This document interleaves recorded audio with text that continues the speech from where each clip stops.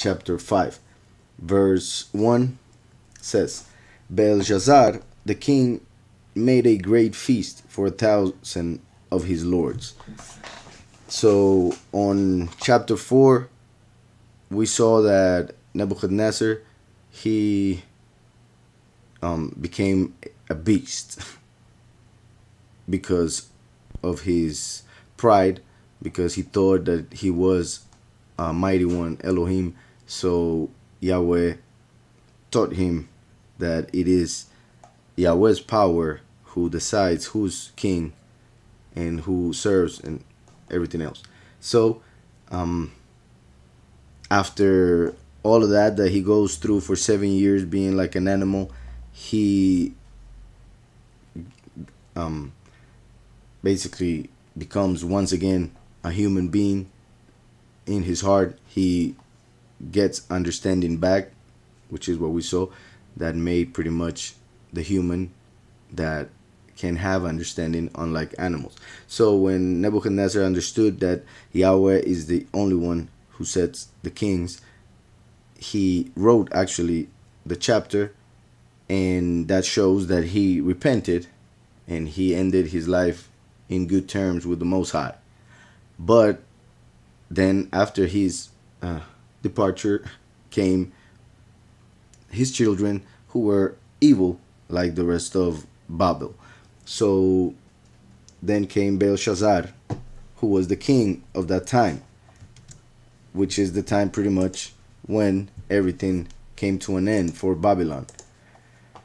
So we just read last week that on chapter 4 was the representation of, well, I kind of explained a couple interpretations, but in simple terms, it was the beast of Revelation 13, who became the world leader, but he would be shown, just like it happened with Pharaoh and it happened with Nebuchadnezzar, the king of Babylon. It will happen with the beast. The fact that he will have to realize and accept and recognize that Yahushua is Mashiach, Savior, and Sovereign, Adon. So, let me go to the concordance for a moment to see the name Belshazzar.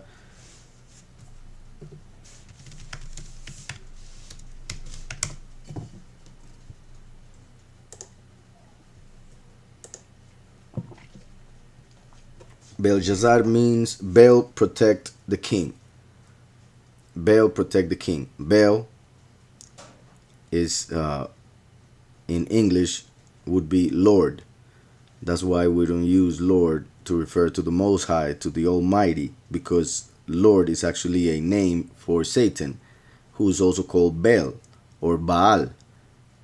That's why they use the Baal as a symbol.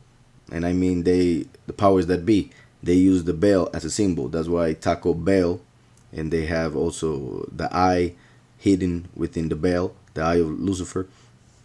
And many other things in which they have used the Baal. There's a Baal in Philadelphia, if I'm not mistaken, and other places where they use the Baal as a symbol. In Masonry, they use it, and it's because it represents Baal, the Lord. So Babel, which came to be known as Babylon, originally called Babel, which means in Hebrew confusion, can also be seen as with or in the Lord, with the Lord. So Babel could be also seen with confusion when you are with the Lord. When you are with the Lord, you are in confusion. That's why in Hebrew, Babel is directly connected with both confusion and the Lord, Baal. So Belshazzar means Baal, protect the king. So there we see how in their names they would give honor to whomever they worshipped. So in Babylon, they worship the Lord. Isn't that interesting? That nowadays the world worships using that term, and they claim that is the true Elohim. And when we tell them about the the true name and the reasons why we shouldn't call him by those titles or names, because there are names of Satan in that case of Baal, they get angry or they think we're crazy. But it should be clear. So, Belshazzar, the king, made a great feast for 1,000 of his lords. So, I want to just make sure we understand and see that his name is Bel Protect the King. He is the king. And he's not going to be protected, as we will see. Spoiler alert. So, at the end, he's going to fall. Like I guess you all know. So, it's interesting that his name means Bel, the Lord, protect the king, yet there was no protection, which shows that Bel is not Elohim, which shows that Bel, the Lord, is not mighty, a mighty one or powerful like the Almighty, as being capable of protecting the king from the decree of Yahweh, as we will see. So Belshazzar, the king, made a great feast for 1,000 of his lords. That represents when the 1,000 years come, when the millennium starts. That's why the 1,000 of his lords. Interestingly enough, if the king Belshazzar is making a feast for 1,000 of his lords, and the 1,000 represents the millennium, then each of those lords would represent a year, which would make the king the sun. So, and meaning the sun, which is worshipped by Babylonians and by the whore of Babylon, which claims to worship Messiah, but actually when you look into its doctrine and a bunch of other things that they have written through the years, we can see that they worship the sun. That's why when they do the Easter, they eat something that is circular and yellow. And that's why they have halos on their heads, on their paintings of their idols and their saints, because they come from the sun. And that's why they are halos, because Helio means sun. So, it's interesting that this first part pretty much shows Belshazzar as the sun being worshipped in the confusion of the world, being represented by Babel. And the 1,000 years are coming, the millennium of Yahweh. So he's making a feast, thinking, like Hitler, for instance, that he would have a rule of 1,000 years. Hitler thought that he would be able to set up 1,000-year rule with the Third Reich, and now they are trying to do a fourth, which will be the New World Order, and they will hope and expect to remain in power for 1,000 years at least, yet it will fall in just 42 months. It's interesting that Yahweh doesn't even use the term years, just 42 months, like saying it's so short that we shouldn't use years. So they expect to last 1,000 years, yet they will fall short for a whole lot. 90, well, anyways, I'll continue. So Belshazzar the king made a great feast for 1,000 of his lords, and drank wine in the presence of the 1,000, like the wine of the fornication of the whore of Babylon, which is idolatry. Then he says, while he tasted the wine, Belshazzar gave the command to bring the gold and silver vessels, which his father Nebuchadnezzar had taken from the temple which had been in Jerusalem, that the king and his lords, his wives, and his concubines might drink from them. So this was a huge mistake that he was about to do here. And to give a little bit of context, when the destruction of Jerusalem came through Babylon, Yahweh allowed Nebuchadnezzar to take over it, and he destroyed the temple and took all the vessels that were used for the set-apart service, that were used for the sacrifices and all of that by the Kohanim, or the priests of the temple. He took them all to Babylon, He kept them pretty much like in a treasure. But when this wicked child or descendant of that same king, when he was at this feast, he decided to use the set apart things of Yahweh in his idolatry, which is being represented by drinking wine. So in his feast, while he was feasting with the false Elohim, Baal, the Lord, with all his people, thinking that he would rule forever, he asked for those vessels. So that is huge for, well, what I already explained why, but then in the spiritual sense, there's a bigger reason or more profound, which is the fact that in Revelation 7 we see that the many who will be killed and then resurrected to be justified during the judgment, those many, as they are called throughout scriptures, they will serve in the temple. They will be like the blood. That's why Yahushua, when he raised the cup, he said, "This is the blood of the new covenant, which I am giving for the many." Well, and I'm paraphrasing. So Yahushua was offering his own blood, represented by the wine that he was drinking, for the many, while his flesh, like the matzah that he ate, represents the few, who are the temple. So just like we see also in Revelation 14, when the harvest happens, the wheat are the few and the grapes are the many. So during the harvest, they are both taken, but the wheat are taken to the prepared place of Revelation 12, and the grapes are taken to the basically to die, to the winepress of the wrath of Yahweh. And through that death, they will be purified and justified because of their belief in their hearts. And just in case there are people who are listening for the first time or eventually, there's a lot of things also that could be said regarding this subject. And if anything, obviously you can make, well, those who are live, ask your questions regarding it.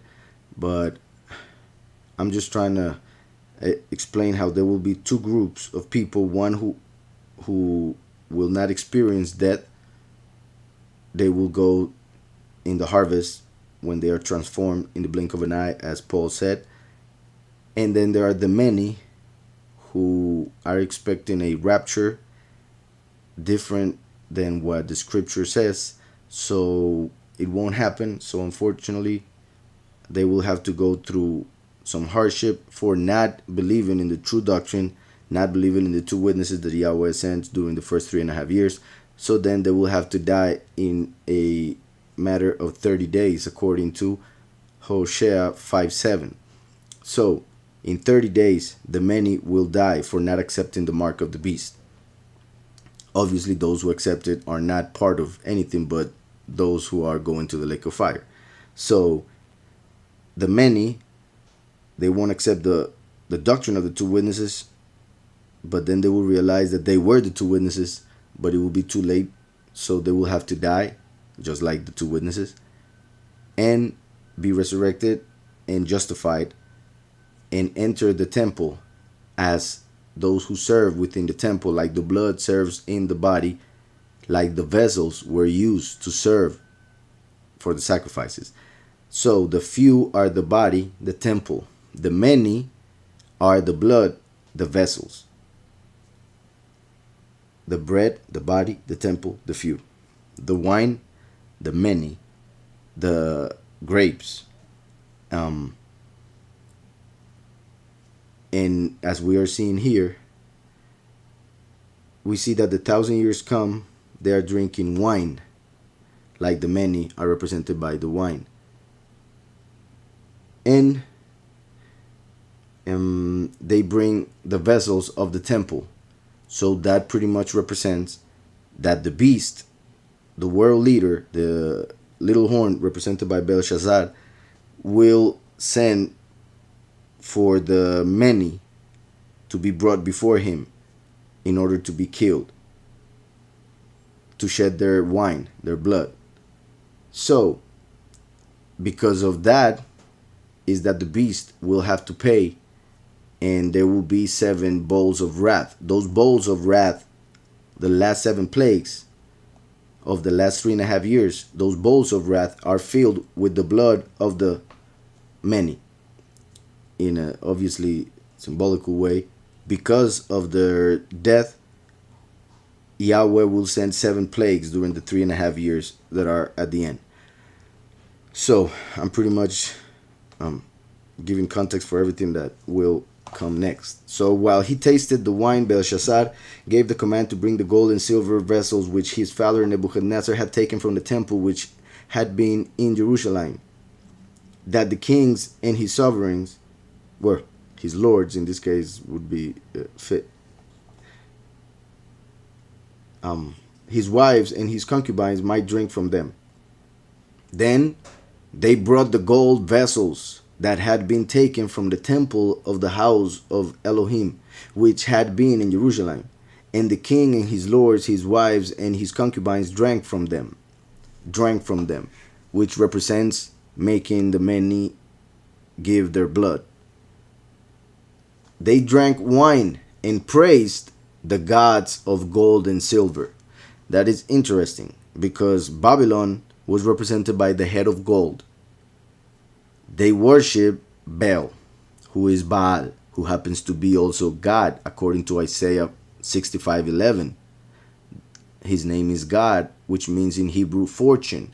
That's why they worship him, because he gives fortune, like gold, in the physical sense. Because gold is a representation in the spiritual sense of the kingdom of Yahweh. So we must attain wisdom and knowledge instead of gold and silver. But we needed gold and silver to understand how important in the spiritual world is wisdom and knowledge. So people who are pretty much lacking faith, they will go after gold and silver instead of wisdom and knowledge. Those who are looking for the Father Almighty, the truth, and have faith, they will eventually, or obviously immediately, understand that wisdom and knowledge is more valuable than gold and silver, as it is written. So we see here that Belshazzar represents the beast. He worships Baal, which is in English the Lord.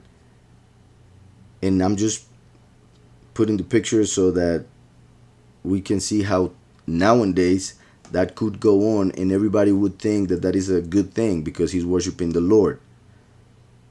So Belshazzar, worshiping the Lord, King of the world, brings the vessels as the many to drink wine from them, basically spill their blood.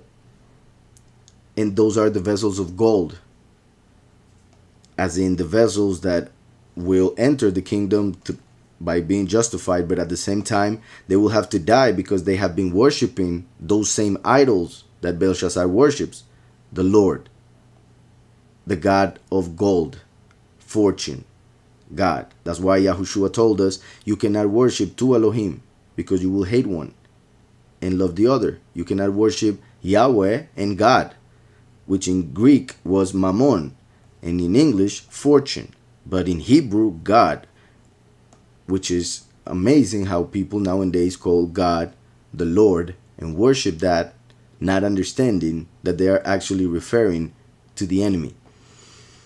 So he worships gods of gold, which are idols made of gold. But the fact that they are made of gold represents how nowadays, for instance, in Christianity, the prosperity doctrine is huge, because they worship a god of gold, even though they may not have an idol in front on their church.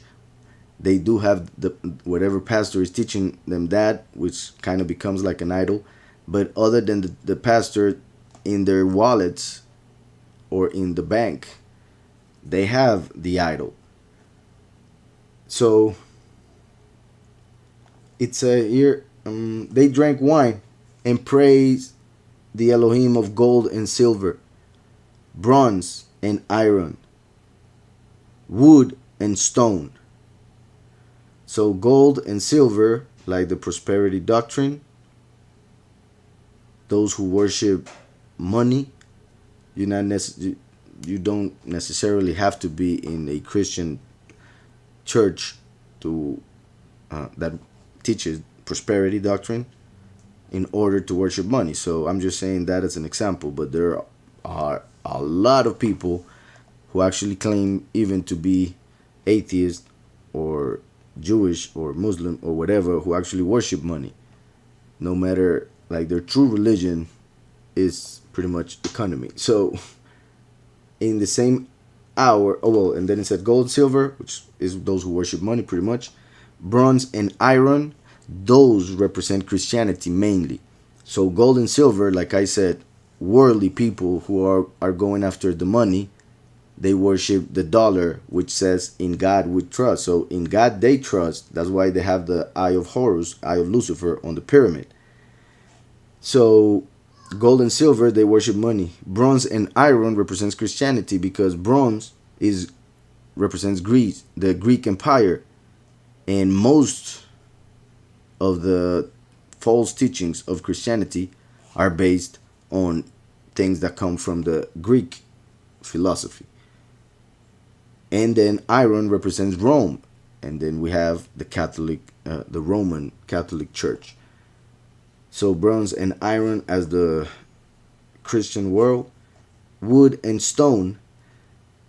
Let me see something here in the Aramaic would be verse 4. All right. When it says stone, the word is pretty much the same. It's very close to the one in Hebrew, Eben, which, as we know, Yahushua is the stone that the builders rejected.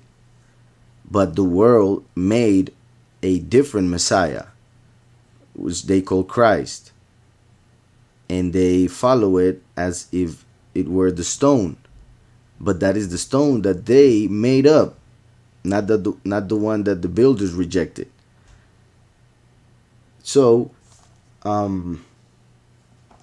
stone makes reference to a false Messiah, the one that they place as the cornerstone instead of the true Messiah. So pretty much they set up the lie instead of the truth, or the truth in this case. So bronze and iron, wood and stone. And as we know, Mashiach died on a cross made of wood, a tree, according to scriptures, meaning how Hebrew would call it, according to Deuteronomy. So wood and stone, which makes reference to the fact that the cornerstone died on wood. But they made a false Messiah and placed it on a cross and worshiped that. So that is pretty much Babel, the doctrine of Babylon, to worship money through what they learned from the Greek Empire and the Roman Empire, in order to be led to wood and stone, the false idol, the false Messiah that will appear eventually, called the abomination of desolation. So verse 5 says, in the same hour, this is huge, this is amazing. In the same hour, the fingers of a man's hand appear. So when they were all having a feast, he decided, and it is interesting that pretty much we could say that Yahweh put in his heart the memory that he had some special vessels in there somewhere.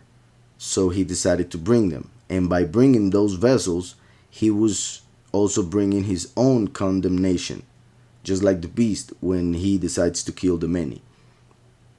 So in the same hour when they were all worshiping their gods with their wine, having the king whose name is the Lord protect the king. The same hour this happened. In the same hour, the fingers of a man's hand appeared and wrote opposite the lampstand on the plaster of the wall of the king's palace. This is the root of the saying, the writing on the wall. So the writing on the wall comes from this event that happened in Babylon. A man's hand.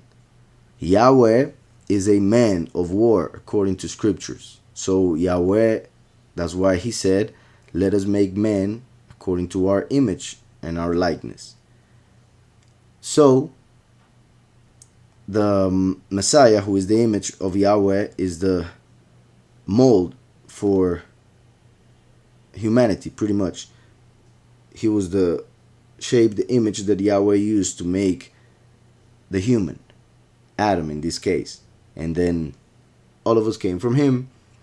And then Yahushua came as the last Adam to start everything again, but spiritually. Just like we were sons of Adam in the flesh, now we would be sons of Yahweh in the spirit through Yahushua HaMashiach as the last Adam, as we see in the New Covenant. So, man's hand is connected to the Almighty. The angels are connected to shapes of animals. Unless they come to this reality and have to deal with humans, they get the image of a man in order to talk to humans. But that's why also there are so many stories of angels who appeared as an animal and then turned into a man to have sex with a woman, and then a Nephilim came, a giant. So man's hand represents the hand of Yahweh, the hand of Yahweh. Yahushua HaMashiach, according to scriptures, is the arm of Yahweh. And also, well, this is another teaching that perhaps may be new for some. The Almighty says that he would appear on earth twice. That's what Christians would say. That's the first and second coming. But it's not like it has been taught in Christianity. Like I said, the rapture is not the way the scripture says the harvest will happen. And on the other hand, Jewish people will say that those two are Mashiach ben David and Mashiach ben Yosef, which is true. Yet the way they teach it is not according to what scripture says, but according to what their teachers interpreting certain things as they taught in the Talmud thought that they were, and then that's what they believe. They don't read anymore the Torah. Pretty much they just follow their wise men. So Yahushua is the first coming of Yahweh. Yahushua came through David. So the second coming, would be through the tribe of Ephraim, son of Joseph, who turned into Yahusef when he was in jail in Egypt before he turned into the second to the king. So Yahushua is the arm of Yahweh, and the second coming, is the hand of Yahweh. So first and last are one in Yahweh, because Yahweh himself is the first and last, according to Isaiah. So the arm is the first, the hand is the last. So here when it says that a man's hand appeared, is saying that the second coming happened. The last, who is the hand, appears at the end of times, when the 1,000 years are just starting, and he comes to the earth, like Yahushua said at the end of the book of Revelation, that he would send his malach, just like Yahushua came as the malach of Yahweh, the envoy of Yahweh. So does the last comes as the messenger of Yahushua. So Yahushua said, I am sending my malach to testify of these things in the congregations. And that malach is Mikael coming to earth as a human, who will testify. Therefore, he is one of the two witnesses, pretty much the witness like Moshe, who will testify to the congregations before the end finally happens, and meaning the last 3.5 years. So he has to be rejected by this generation, as Yahushua was rejected by his generation. The last will be rejected by the Christians, the many, until it's too late and they realize that they made a huge mistake. So the hand is the last. It is interesting it is very possible, obviously, that could be the hand of Mashiach, but most likely was the hand of a malach that Yahweh used to give us this interpretation, because of the fact that that's the only thing they saw, just the hand. So they saw just a hand writing on the wall in Hebrew. So I'm going to read a little bit more and then explain some more. In the same hour, like the hour that is mentioned in Revelation, also in the New Covenant throughout, when he talks about the hour of just a second, let me see something.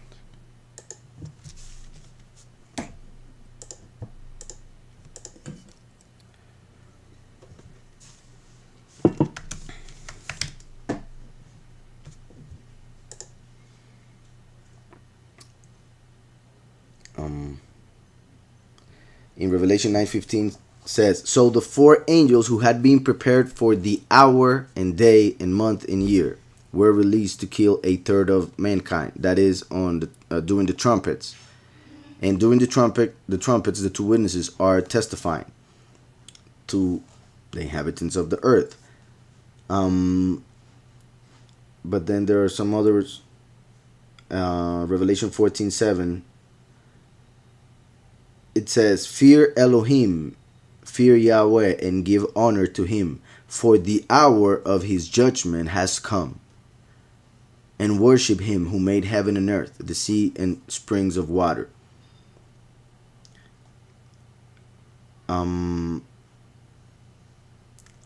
Revelation 3:3 is actually very interesting in this case with what I was saying regarding the hand. Also something that I didn't mention, Yahushua said to the congregations, because in Christianity they tend to teach that the rapture will happen right before the last 7 years, and one of their reasons for that, or their arguments, is that, there are many things that I should say, but they separate themselves from the Jewish people, or from Israel. So they call themselves Gentiles while they are the chosen, and they believe that since they reject the Messiah, they will be dealt with during those 7 years, so the church will be taken away before it. So that's pretty much, in a nutshell, what one of the reasons why they believe is before.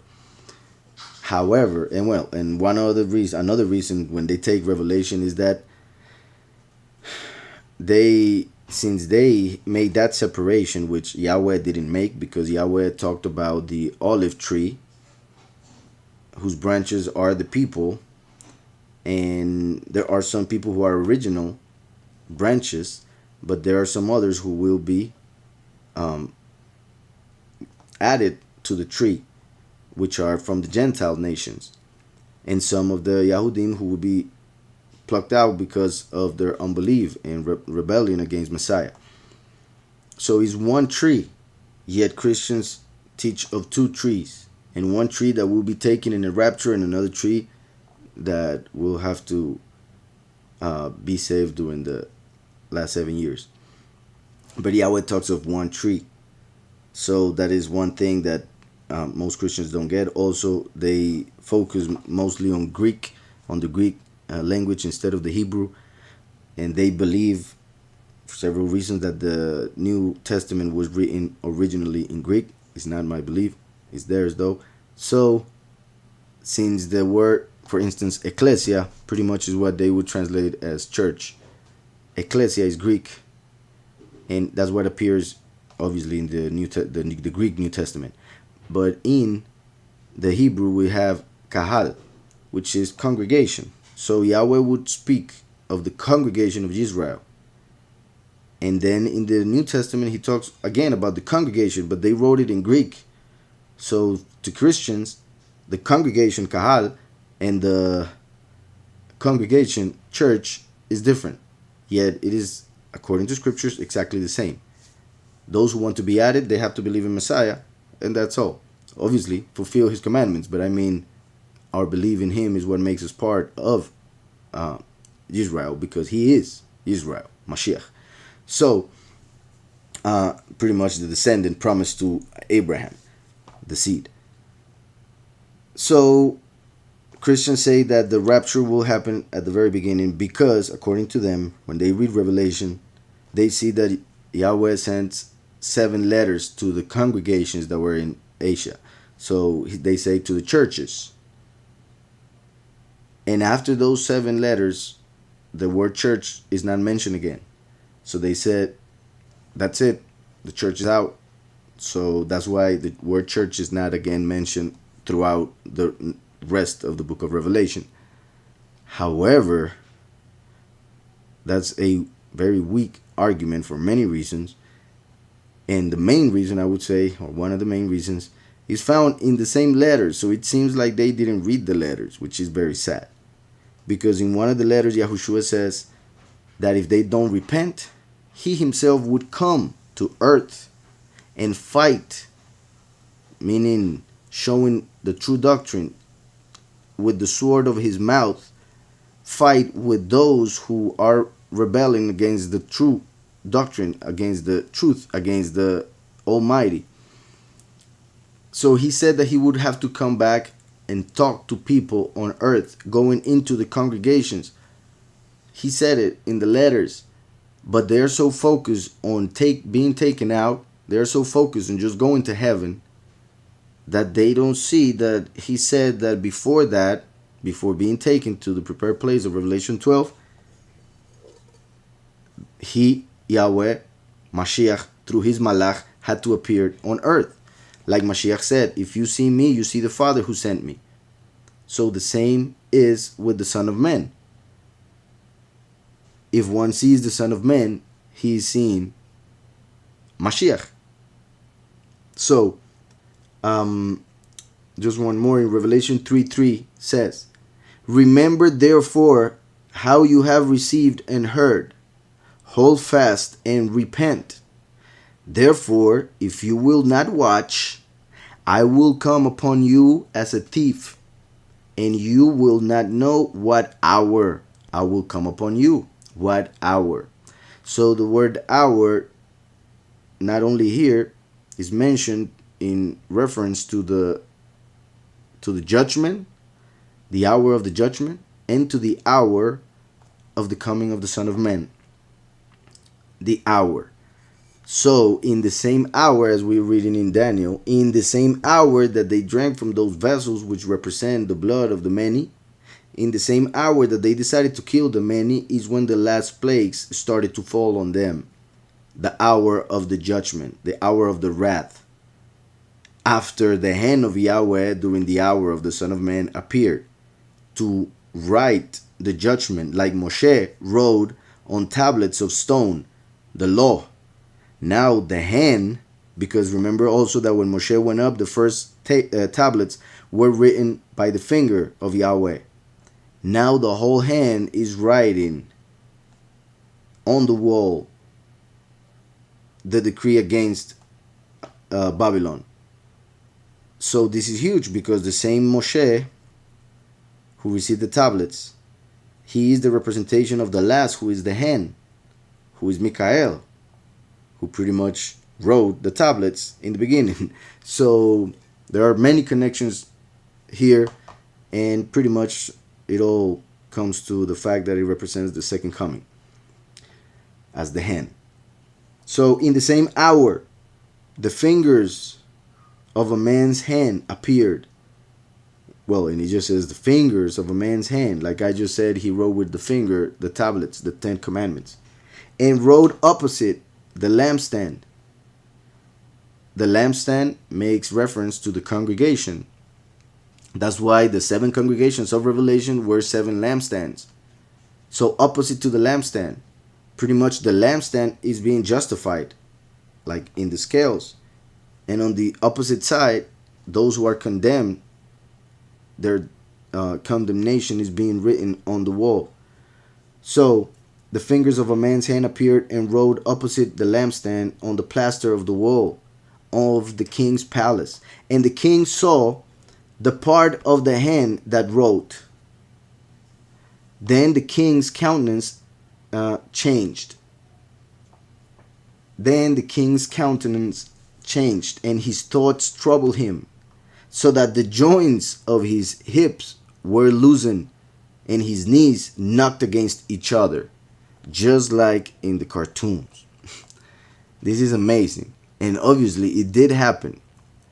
He was so afraid that he started shaking, and his knees started hitting each other. So his knees knocked against each other. The king cried aloud to bring in the astrologers, the Chaldeans, and the soothsayers, just like Nebuchadnezzar would do when he had visions and all that. The king spoke, saying to the wise men of Babylon, wise men of Babylon, that's a contradiction. The wise men of confusion. So those who are wise to confuse people in order for them to believe in what they are saying. Babylon means confusion. So the wise men of Babylon, really.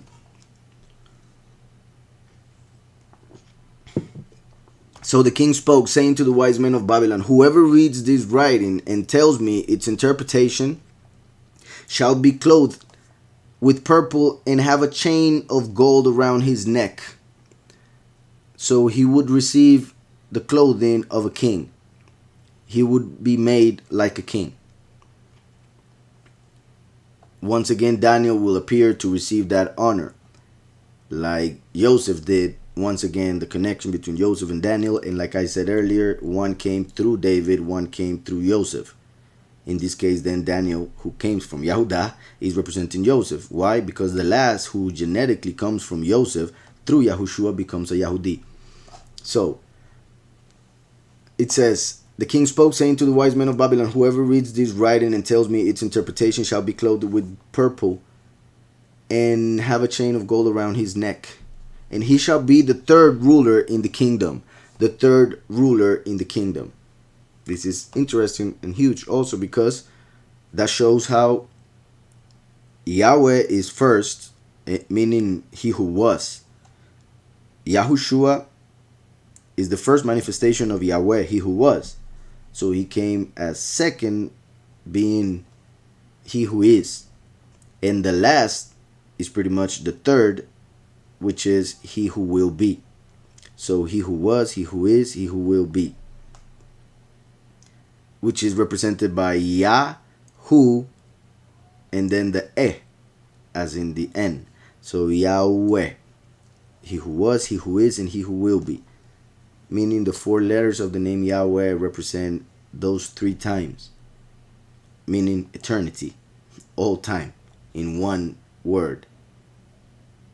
In actually, eternity is above time. Just want to make that clear. Eternity is above time. Yahweh, who is eternal, made time. That's why it has an N. So, I was reading, it said, he shall be the third ruler in the kingdom. So, Yahweh, first and last. Those would be the 3 rulers of the kingdom. So, Daniel comes to represent that, like I said, the last. The hand that appeared and wrote. Because he who writes something, well, it's common that understands what he or she is writing. So the hand was writing, and then Daniel will interpret. So there's a connection between the hand and Daniel, of course. So I continue, and it says, now all the king's wise men came, but they could not read the writing. This is important, and that's there are several opinions regarding this event, because Let me see how I explain it. For those who know this alphabet, this type of writing, well, remember that in Hebrew there are three alphabets or alphabets that can be used.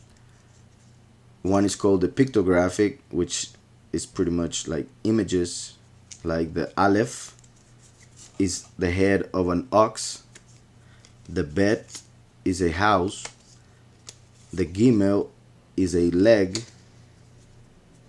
or foot, the dalet is a door, and etc. etc. Pictographic. I mean, it's a little bit clearer what the letter represents. Then the Paleo Hebrew, which are pretty much lines, well, letters made with simple lines. And then there is this, which is called Ashuri, or the square alphabet. And there are pretty much a couple opinions regarding this. Some believe that this came from Babylon. Well, pretty much after Babylon, the Hebrews used this. So some say that they got it in Babylon. So that's one opinion, that the true Hebrew should be written in Paleo Hebrew, which is the oldest that we find, or they find record of in history. But the other opinion, which is interesting how it kind of fits in this chapter, is that when the Almighty revealed to Moshe, he wrote the commandments in this alphabet. Pretty much this alphabet is as fire, like flames of fire, their shape. They have crowns also, not in this case, but in the most set apart way of writing each letter. A few of them have crowns over it. So, like I was saying, there are opinions that say the Paleo Hebrew would be the true alphabet, and that's it. And then they, oh, I just saw there was a problem with the internet. I want to make sure I'm still on, so hold on, please. Yeah, I guess all good. So, all right.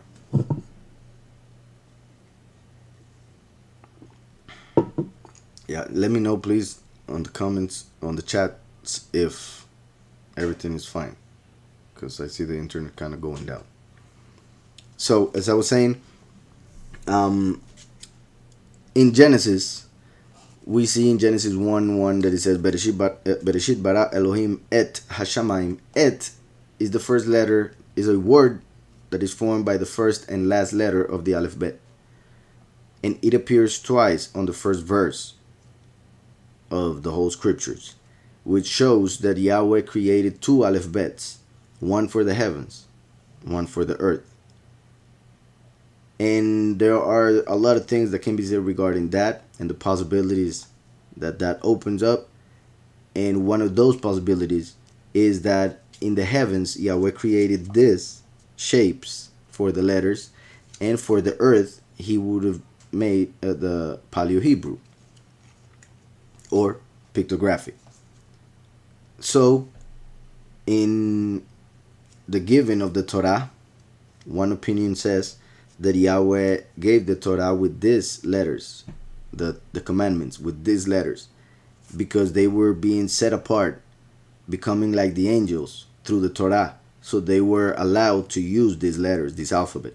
However, right after, because of the golden calf that they decided to worship, which represents Baal, the Lord, they lost that privilege, so they had to go back to the Paleo Hebrew, because they would see this as two set apart.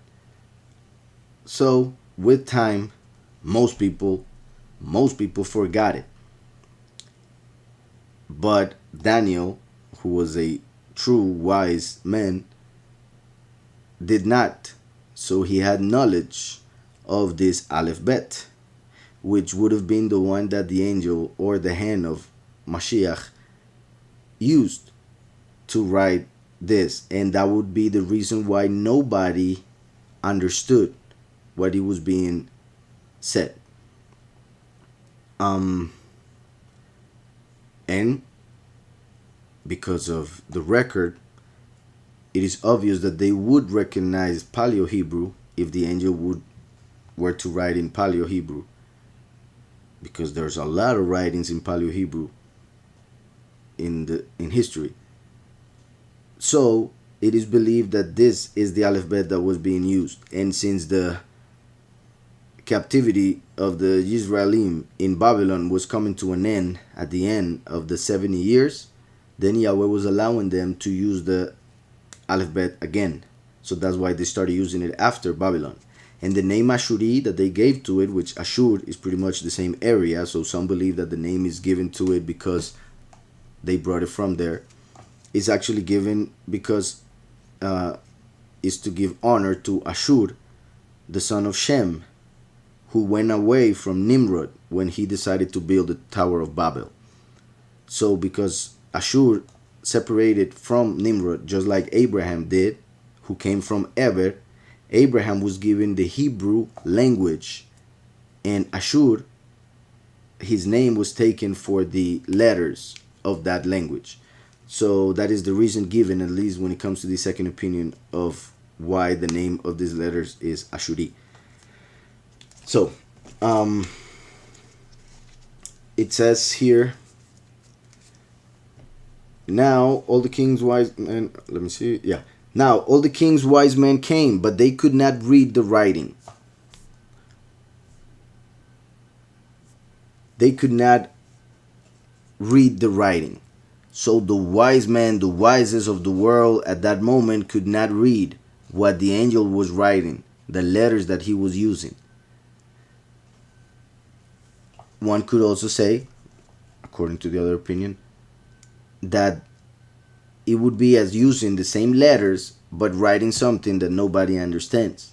However, if that were the case, they would be able to pronounce the letters that they would be seeing, and since they were living close to Hebrews, they would know some Hebrew, or at least recognize Hebrew. Just like if somebody doesn't know English, if he sees somebody or hears somebody speaking English, he will realize that that's English, even though that person doesn't speak English.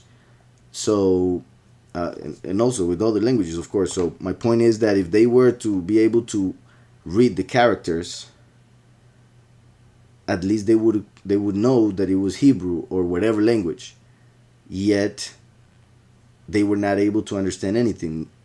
So that kind of points to the actual letters that were being used.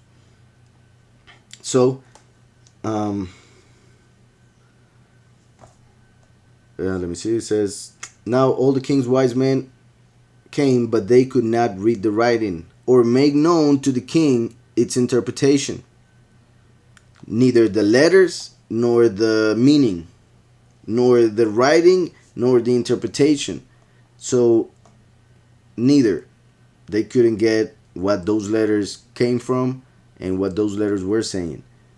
Now all the kings were already said that. Verse 9 says, then King Belshazzar was greatly troubled.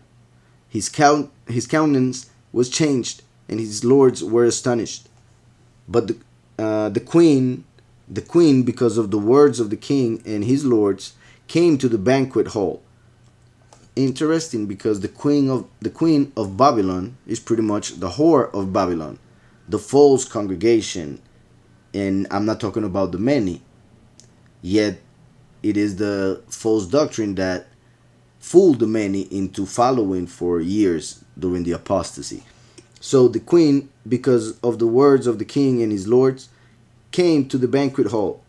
The queen spoke, saying, O king, live forever. Do not let your thoughts trouble you, nor let your countenance change. There is a man in your kingdom in whom is the spirit of the set-apart Elohim. So this woman pretty much remembered Daniel from back in the day when Nebuchadnezzar needed him many times. And in the positive sense of what is going on here with the queen, that would be the Ruach, the spirit coming to the king to tell the king what he should do in order to receive an answer. But since she's the queen and Babylon is about to fall, is the reason why I mentioned the negative of who she would represent. So, there is a man in your kingdom in whom is the spirit of the set apart Elohim. And in the days of your father, like I said, she remembered Nebuchadnezzar and Daniel. And in the days of your father, light and understanding and wisdom, like the wisdom of the Elohim, were found in him. So that's huge. How he was known. And because of that honor that pretty much is given to him, is that I also mentioned the other interpretation of the Ruach actually speaking to the king, being the queen, the Ruach. So, light, like Yahushua is light, understanding and wisdom, like the wisdom of the Elohim. So since he saw the hand writing, which he would have he would have thought that that was an Elohim or a mighty one, or as they would call him now, God. So she says this, like the wisdom of the Elohim. Because if no man can read that, maybe Daniel can, because he has the wisdom of the angels also. So it says, like the wisdom of the Elohim were found in him. And King Nebuchadnezzar, your father the king, made him chief of the magicians, astrologers, Chaldeans, and soothsayers, inasmuch as an excellent spirit, knowledge, understanding, interpreting dreams, solving riddles, and explaining enigmas were found in this Daniel. Look how the name Daniel, the Hebrew name, still is kept set apart, even though Nebuchadnezzar gave him a different name with the false Elohim attached to it. Yet his name is kept pure because it is Hebrew, because it is important, because it represents those who keep the name of Yahweh set apart and that of his son, Yahushua. So, explaining enigmas were found in this Daniel, whom the king named Belteshazzar, like I was saying. And look, this is so interesting, because the beast, the world leader, being represented by the king whose name is Belshazzar, is the one who comes to try to take the place of the last who will become the king of the world. Yahweh will set the last, Mashiach, the second coming, as the king, while Yahushua, the first coming, came as the Kohen Gadol, the high priest. So first and last become one at the end, as in Zechariah 14:9 is prophesied, and also in Ezekiel 37 and many other parts of scriptures, the first and last become one. So then he manifests on Revelation 19 as King of Kings, Sovereign of Sovereigns. So the fact that the name that Nebuchadnezzar gave his son, who became the representation of the beast in this chapter, is so close to the name that he gave Daniel, the leader of the wise man, the actual, at the time, the wisest man of all. So it shows the connection between the beast in contrast to the last, the Son of Man. Just like Belshazzar with Belteshazzar. And we had seen already the name Belteshazzar given to Daniel. Let me just...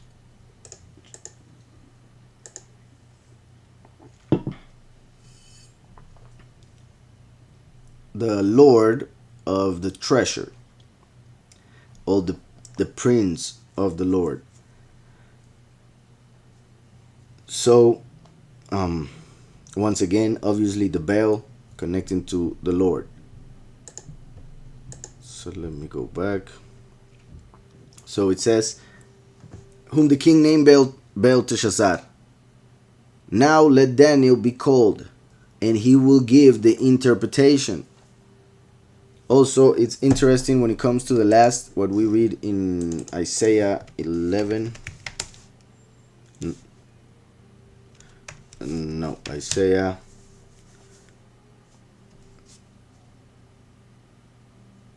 9.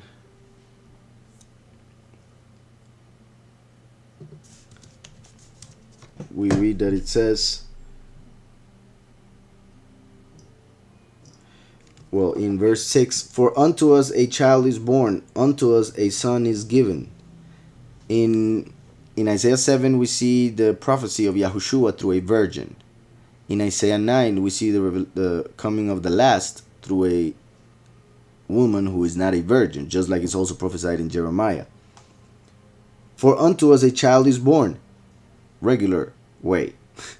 Unto us a son is given, and the government will be upon his shoulder. So the beast comes to try and take the government of the world, the new world order. Yet Yahweh takes it from him and gives it to the last, who is being mentioned here as the child that comes from the woman of Revelation 12. So, for you have broken, and the woman of Revelation 12 is the congregation. So, in that sense, just like Yahushua came from a literal virgin, the last comes from a spiritual virgin, meaning the chosen few. The congregation, who is a virgin, is the one from whom the last comes. So, for unto us a child is born, to us a son is given, and the government will be upon his shoulder, and his name will be called Wonderful, Counselor, Mighty Elohim, Everlasting Father, Prince of Peace. So we see names that are that have to do with the last, because Yahushua came as the Son, yet the last will be called Everlasting Father. Yahushua came as he said that he didn't come to bring peace, but fire, a sword, division. So the last is the one who will be called Prince of Peace. Then in Isaiah 11,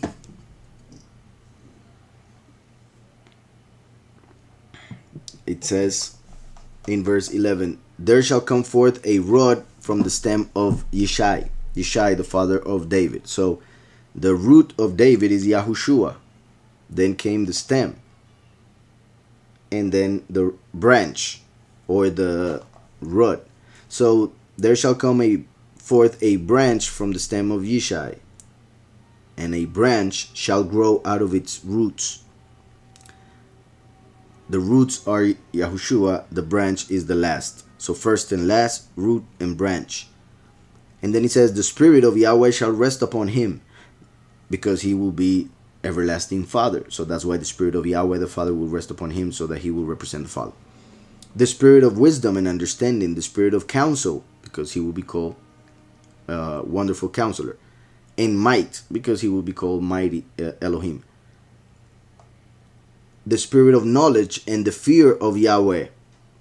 So he will be given these spirits, which pretty much are mentioned here as being in Daniel, for him to be able to give those interpretations. So, inasmuch as, going back to Daniel, inasmuch as an excellent spirit, knowledge, understanding, interpreting dreams, solving riddles, and explaining enigmas were found in this Daniel, whom the king named Belteshazzar. Now let Daniel be called, and he will give the interpretation. Then Daniel was brought in before the king. The king spoke and said to Daniel, are you that Daniel? So it's so amazing that this king was so wicked that he didn't even know Daniel. His wife knew Daniel, but he didn't know Daniel. He was so ignorant. So that's pretty much to show how bad the kingdom got after Nebuchadnezzar, because it was gold when he was in power. So the king spoke and said to Daniel, are you Daniel, who is one of the captives of Yehudah, whom my father the king brought from Yehudah? I have heard of you, that the Spirit of Elohim is in you, and that light and understanding and excellent wisdom are found in you. Light, Yahushua said, I am the light. So the last comes as a lamp, the Son of Righteousness, as Malachi 4:2 prophesies. So he comes with the light within him. That's why he is the second manifestation of Yahweh on earth, the second coming. So that's why it says here that light was found in him. So it says, I have heard of you that the spirit of Elohim is in you, and that light and understanding and excellent wisdom are found in you. Now the wise men, the astrologers, have been brought in before me, that they should read this writing and make known to me its interpretation. But they could not give the interpretation of the thing. They could not give the interpretation of the thing. And I have heard of you. And let me see something here in the verse 15.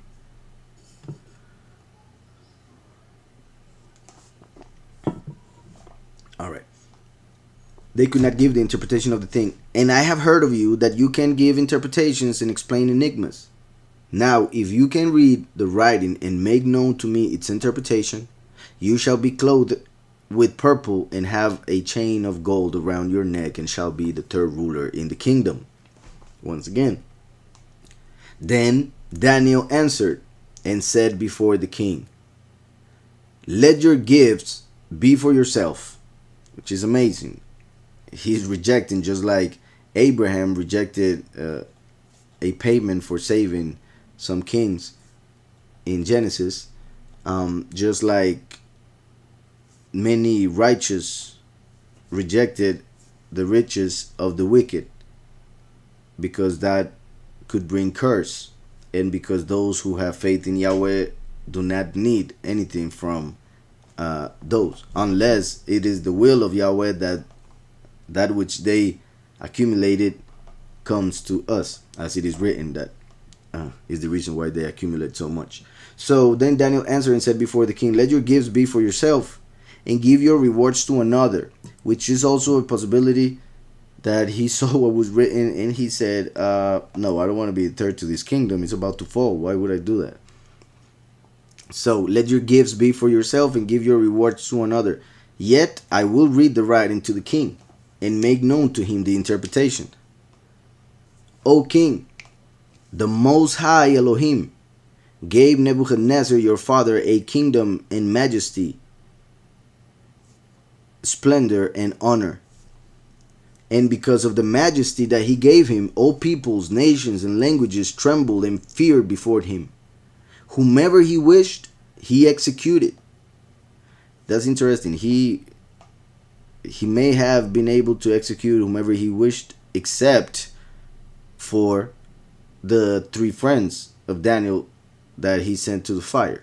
But anyways, Daniel was not there that day. So, and because of the majesty that he gave him, all peoples, nations, and languages trembled and feared before him. Whomever he wished, he executed.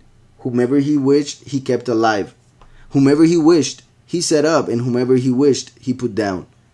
But when his heart was lifted up, and his spirit was hardened in pride, like the heart that hardened that of Pharaoh. So we see once again another connection between Nebuchadnezzar and Pharaoh, just like there's a connection between Daniel and Joseph. So, but when his heart was lifted up and his spirit was hardened in pride, he was deposed from his kingly throne, and they took his honor from him. Then he was driven from the sons of men. His heart was made like the beasts, and his dwelling was with the wild donkeys. They fed him with grass like oxen, and his body was wet with the dew of heaven, till he knew that the Most High Elohim rules in the kingdom of men, and appoints over it whomever he chooses. So that's a big intro, so that he knows why he's about to fall, so that he knows something that perhaps he ignored, since he didn't know who Daniel was.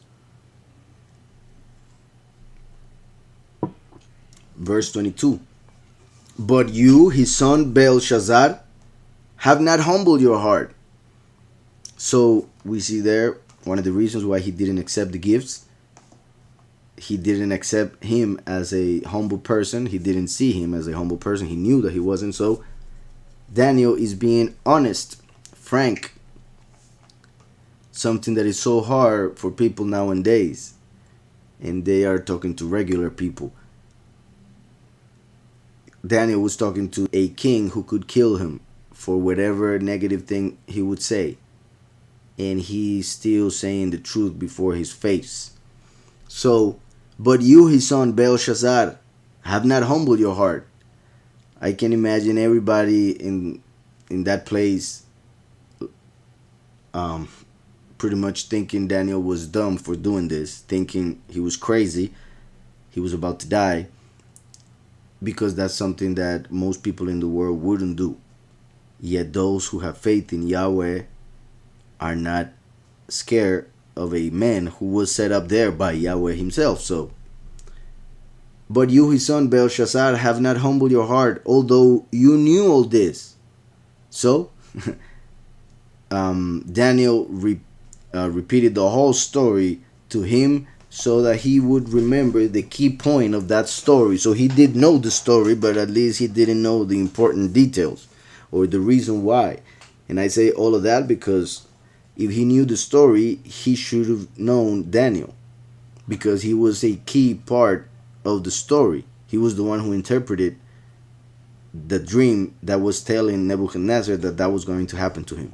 So, although you knew all this, so it shows like people, for instance, in the world who claim to believe in scriptures, they know certain things that are in scriptures, but they don't actually believe in them. They twist it. They twist those words. They twist the context and a bunch of other things to come up with whatever makes them feel good, instead of accepting the will of Yahweh and then realizing that that's the best, and then feeling even better that you could have felt with a lie, an illusion. So it says here, you knew all this, and you have lifted yourself up against the sovereign of heaven. They have brought the vessels of his house before you, and you and your lords, your wives, and your concubines have drunk wine from them. And you have praised the Elohim of silver and gold, bronze and iron, wood and stone, which do not see or hear or know. And the Elohim who holds your breath in his hand and owns all your ways, you have not exalted. That is amazing. So pretty much Daniel, without referencing what is written on the wall, he's already telling him what is happening, why that is happening, why he's troubled. If he were a righteous person, when he saw a hand writing on the wall, he would be excited just to know what is written. Yet since he is wicked, he started shaking when he saw a sign from the heavens. So that's very interesting also, whom you fear. If you fear Yahweh, you won't fear anything else or anybody. But if you don't fear Yahweh, you will fear everything. You will fear Satan, you will fear hell, you will fear yourself, you will fear not having money, you will fear not being liked by people, you will fear being seen as crazy for what you believe, etc. So because of fear, people end up being part of the group that will be called the many, if they are justified. Which is pretty much what is happening right now with the corona. Most people are just accepting what they are being told as absolute truth, when there are so many signs that they are lying constantly regarding what, or the deaths, and how many people are getting, well, a bunch of things. Hopefully, and I'm guessing you guys already know a little bit about it or have read certain things, or at least are suspicious regarding the way they are acting. I mean, the governments, the media. So, continuing, verse 24. Then the fingers of the hand were sent from him. Daniel was talking about Yahweh. So then the fingers of the hand were sent from him, and this writing was written.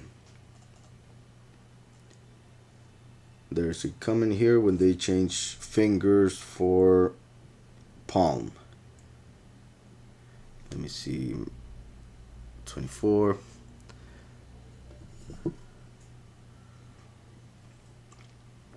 Yeah, could be said the hand. So then the hand or the fingers, oh yeah, the fingers of the hand, uh, were sent from him, and this writing was written. And this is the inscription that was written: Mene Mene Tekel Up Harsin. Let me see. Mene Mene Tekel Up Harsin. There are comments here also regarding this.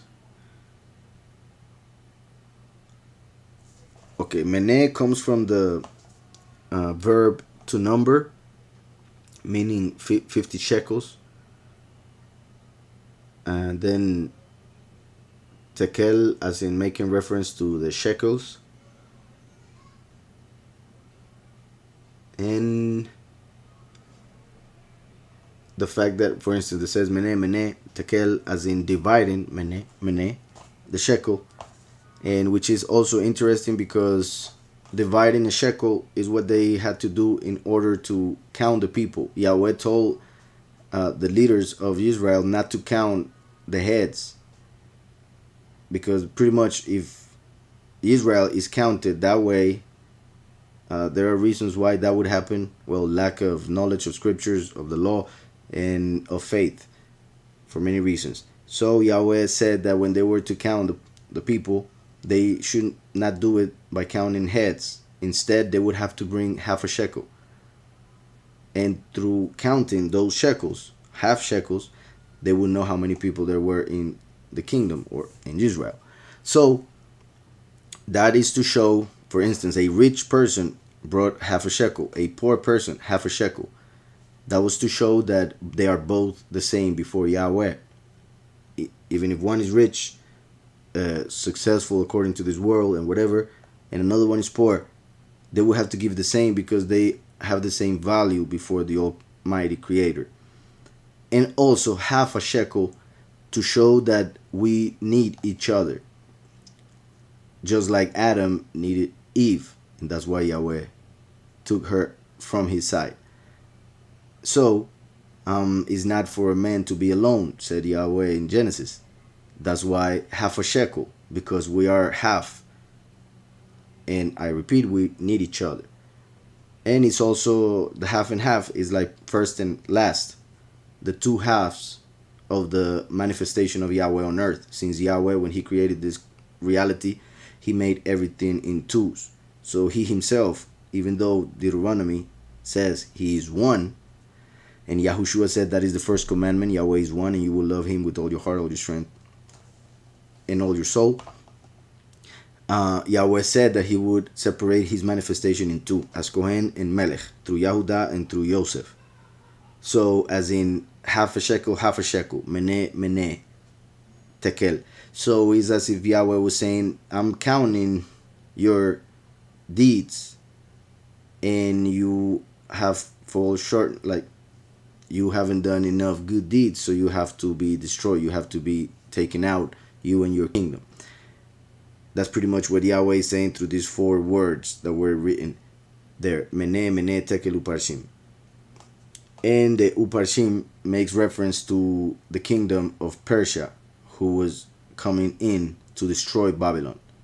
So Persia, they were on the way pretty much to destroy Babylon. And Yahweh sent an angel to tell the king about that because he took the vessel. So it's amazing how everything was falling into place. One could say that Persia was coming in, and then he had the thought of bringing the vessels. And the vessels were the reason why Yahweh wrote that, as in the last drop that filled the cup when it comes to the patience of Yahweh towards Babylon. So when they brought those vessels, now the door was opening for Persia to enter and destroy Babylon.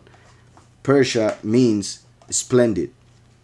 The Persians and the Medes were the kingdom that entered Babylon and took over. The Persians, which is the one being mentioned here through the fourth word, the Persians represent the few who are splendid, the chosen few. That's why they take over Babylon. That's why they took over Babylon. The chosen few who take over this world. The Medes, which pretty much represents those who are in the middle, that those represent the many. So the few and the many, the Persians and the Medes.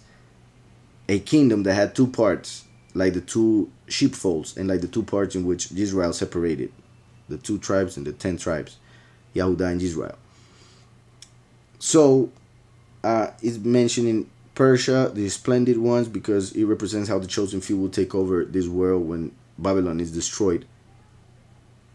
After Yahweh sends his first and second coming, Mene, to give testimony and divide the few and the many, the wicked and the righteous, the wheat and the tares.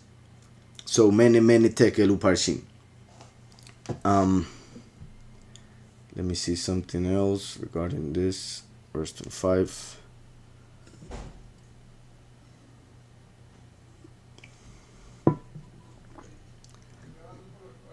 In the concordance, I'm going to check it out very quick to see if there's anything else I want to mention. All right.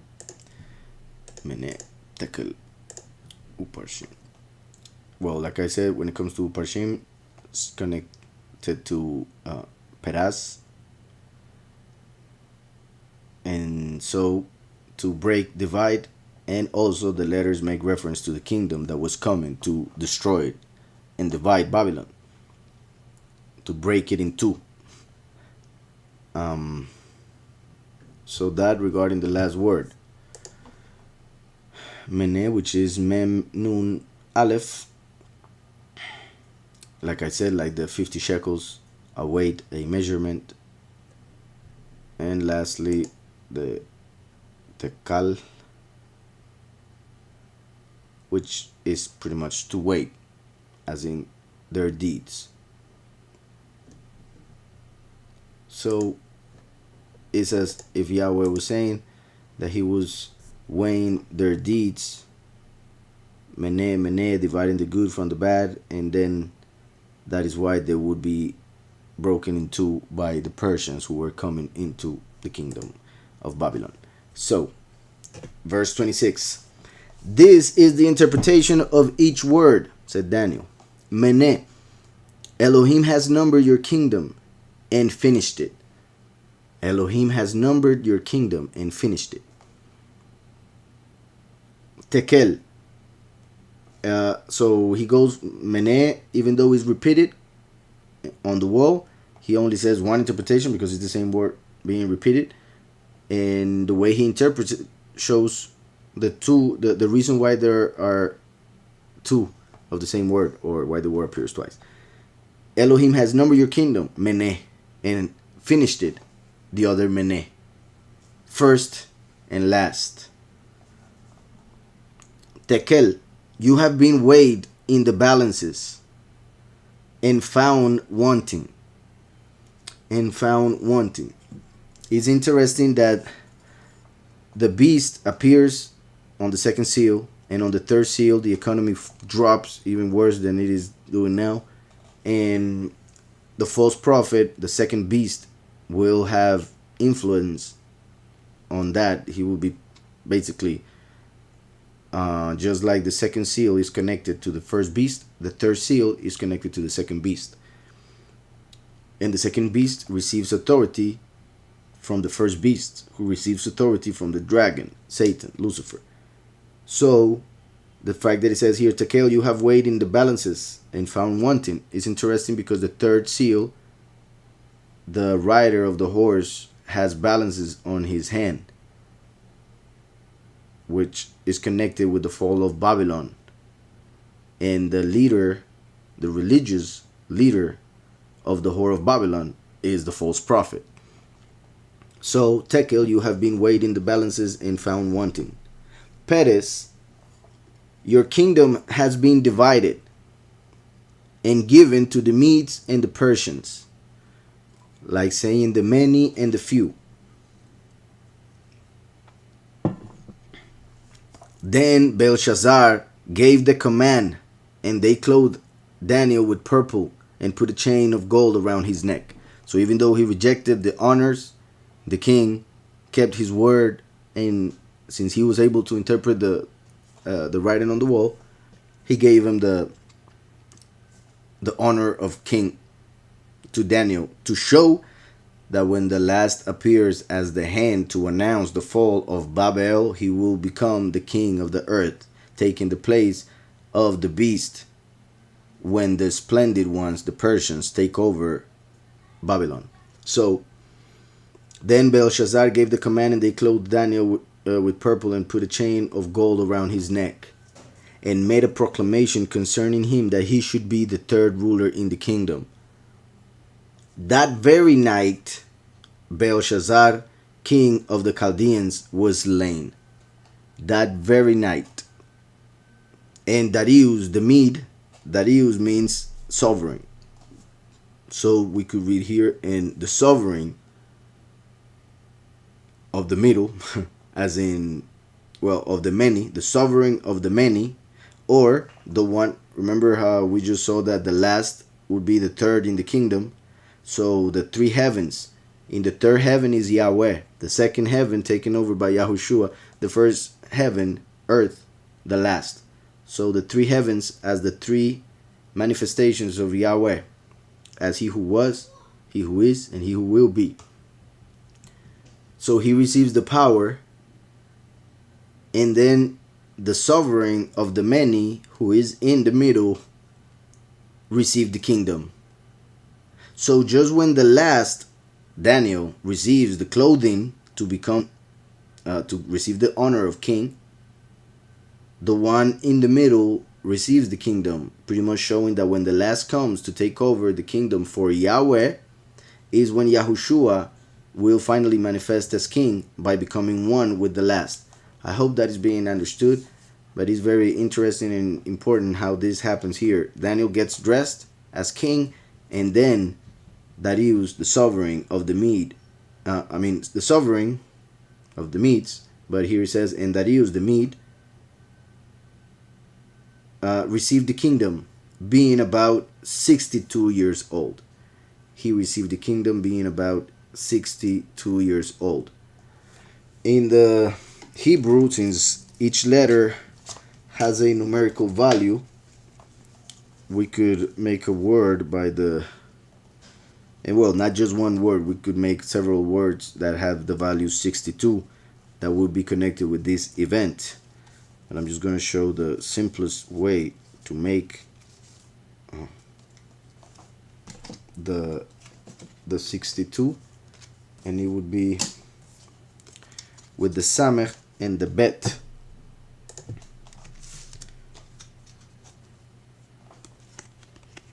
This is 60 and this is 2. 62. Samech Bet. And the Samech is normally seen as a circle. Well, they also, well, this is a circle, a shield, a support. So it represents also time, like the circle. And this is a house, the temple, a woman also that is pregnant. So this can be seen as, well, when it says 62, he got the power. So the circle, meaning the time of Babylon ended and the house came down when Darius came in to start his time as king. When he entered that place where they were having a feast. And also it happened because they took the vessels from the temple. So Yahweh took out the shield of Babylon, so they were destroyed by the Persians and the Medes. So there are several things that we could say regarding why he received the kingdom when he was 62, and why Yahweh decided to put it here as part of the scriptures. And well, they use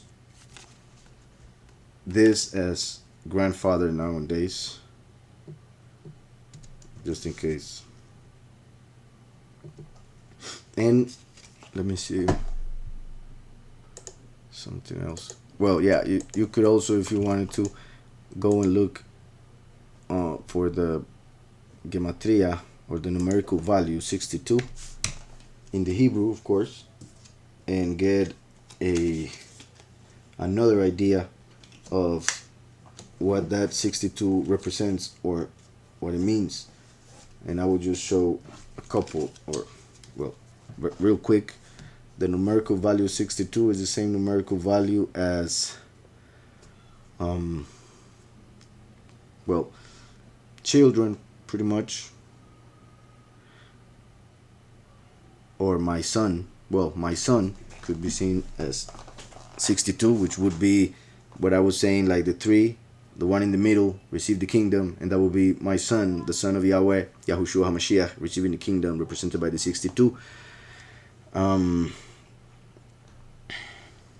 me see another one. Lekabod, which would be for honor. So he entered and received the kingdom to receive honor. Interestingly, with a vessel. So because of the vessels, Yahweh took away the kingdom from Belshazzar and gave it to Darius, who received the kingdom at 62, which is the meaning of, or the value of, with a vessel. Also, 62 numerical value of harlot, the whore of Babylon, that fell at that moment when Darius entered. And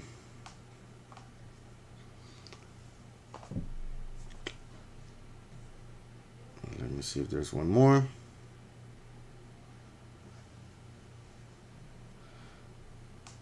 Well, Letoviyah, which is for the good of Yahweh. So he entered for the good of Yahweh. And also for the man who represents the good of Yahweh, Mashiach.